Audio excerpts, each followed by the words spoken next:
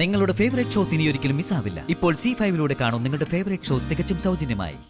പുരാണത്തെക്കുറിച്ചും ഐതിഹ്യത്തെക്കുറിച്ചും എന്ത് ചോദിച്ചാലും അതിനപ്പം മറുപടി ഉണ്ടാവും പാർവതിക്ക്.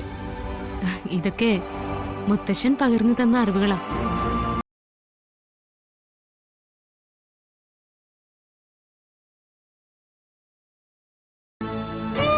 ഉടയ്ക്കാം.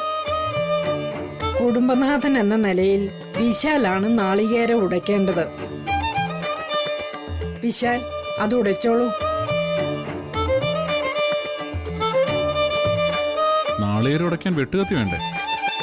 ഇവിടെ അത് കാണുന്നില്ലല്ലോ.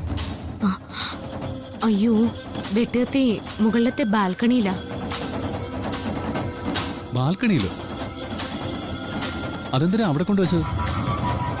അതോ അത് അവിടെ ഒരു മരത്തിന്റെ ചില്ല ടെറസിലേക്ക് ചാഞ്ഞു നിൽക്കായിരുന്നു.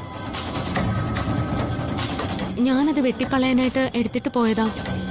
പിന്നെ അത് ഇങ്ങോട്ട് തിരികെ എടുക്കാൻ മറന്നു വിശാൽ സർ. ഞാൻ ദേ ഇപ്പൊ പോയി എടുത്തിട്ട് വരാം. നീ ഇവിടെ നിൽക്ക്, ഞാൻ പോയി എടുത്തിട്ട് വരാം. വേണ്ട വിശാൽ സർ, ഇവിടെ നിന്നോ, ഞാൻ എടുത്തിട്ട് വരാം.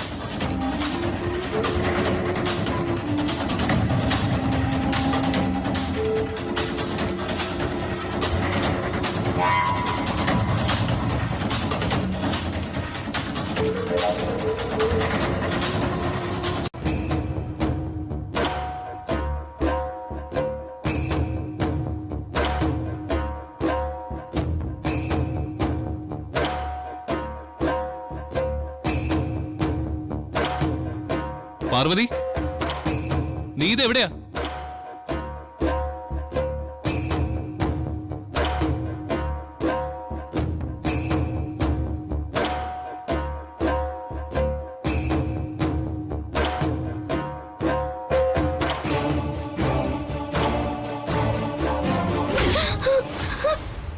ഏയ്,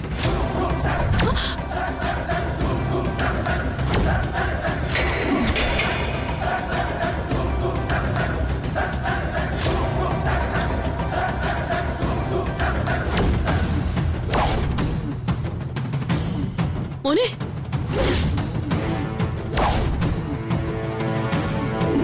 നിന്റെ ഭർത്താവിനെ നീ തന്നെ കൊല്ലും. അയ്യോ വിശാൽ സർ,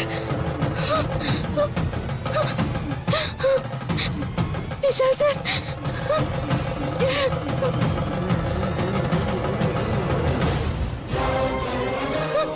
ഈ പാർവതി, നീ എന്തിനാ കരയുന്നേ? അതിന് എനിക്കൊന്നും പറ്റിയില്ലല്ലോ. പാർവതി, നിന്റെ കണ്ണെന്താ മാനത്തായിരുന്നോ? ഇപ്പൊ ആ കത്തി വിശാലിന്റെ കഴുത്തിലാണ് വീണിരുന്നെങ്കിൽ എന്തായിരുന്നു അവസ്ഥ?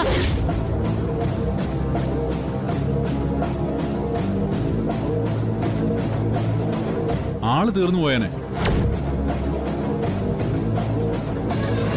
നീ കുറച്ചുകൂടെ ശ്രദ്ധിക്കണ്ടേ മോളെ? ശേഖരൻ തക്ക സമയത്ത് തള്ളി മാറ്റിയതുകൊണ്ട് അവൻ രക്ഷപ്പെട്ടു. കണ്ണു കാണാത്ത ഇയാളെങ്ങനെ വിശാലിനെ രക്ഷപ്പെടുത്തി? ഡൗൺലോഡ് ചെയ്യൂ C5 ആപ്പ്. കാണൂ എല്ലാ എപ്പിസോഡുകളും സൗജന്യമായി.